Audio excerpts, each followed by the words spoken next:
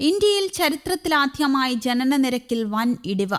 ആകെ ജനനനിരക്ക് ജനസംഖ്യാ സ്ഥിരത നിലനിർത്താനാവശ്യമായ പരിധിക്കും താഴെയെത്തിയതായാണ് റിപ്പോർട്ട്. ഒരു സ്ത്രീ പ്രസവിക്കാൻ സാധ്യതയുള്ള കുട്ടികളുടെ ശരാശരി എണ്ണത്തെയാണ് ആകെ ജനനനിരക്കായി രേഖപ്പെടുത്തുന്നത്. ഈ കണക്കനുസരിച്ച് ജനസംഖ്യാ സന്തുലിതാവസ്ഥ നിലനിർത്താൻ ആവശ്യമായ തോതിനേക്കാൾ വളരെ കുറവാണ് ഇന്ത്യയിലെ ഇപ്പോഴത്തെ ജനനനിരക്ക്. കേന്ദ്ര ആഭ്യന്തര മന്ത്രാലയത്തിന് കീഴിലുള്ള രജിസ്ട്രാർ ജനറൽ ആൻഡ് സെൻസസ് കമ്മീഷണറുടെ ഓഫീസ് പുറത്തുവിട്ട 2024 സാമ്പിൾ രജിസ്ട്രേഷൻ സിസ്റ്റം സ്ഥിതിവിവരക്കണക്ക് റിപ്പോർട്ട് പ്രകാരമാണിത്. 1950 ഒരു സ്ത്രീ ശരാശരി 6 കുട്ടികൾക്ക് ജന്മം നൽകിയപ്പോൾ ഇന്ത്യയിലെ ജനസംഖ്യ 360 ദശലക്ഷമായിരുന്നു. ഇന്ന് രാജ്യത്ത് 145 കോടിയാണ് ജനസംഖ്യ. 2023 ചൈനയെ പിന്തള്ളി ലോകത്തിലെ ഏറ്റവും ജനസംഖ്യയുള്ള രാജ്യമായി മാറി. വളർച്ച തുടരുകയാണ്. എങ്കിലും ഇന്ത്യയുടെ മൊത്തം ഫെർട്ടിലിറ്റി നിരക്ക് കുറഞ്ഞിട്ടുണ്ടെന്നും ദേശീയതലത്തിലെ ജനന നിരക്ക് ജനസംഖ്യാ സ്ഥിരത ഉറപ്പാക്കുന്ന 2.1 എന്ന മാനദണ്ഡത്തിന് താഴെയാണെന്നുമാണ് റിപ്പോർട്ട് വ്യക്തമാക്കുന്നത്. ഇനി വരുന്ന വർഷങ്ങളിൽ രാജ്യത്തെ ജനസംഖ്യ വർദ്ധിക്കുമെന്നാണ് പ്രതീക്ഷ.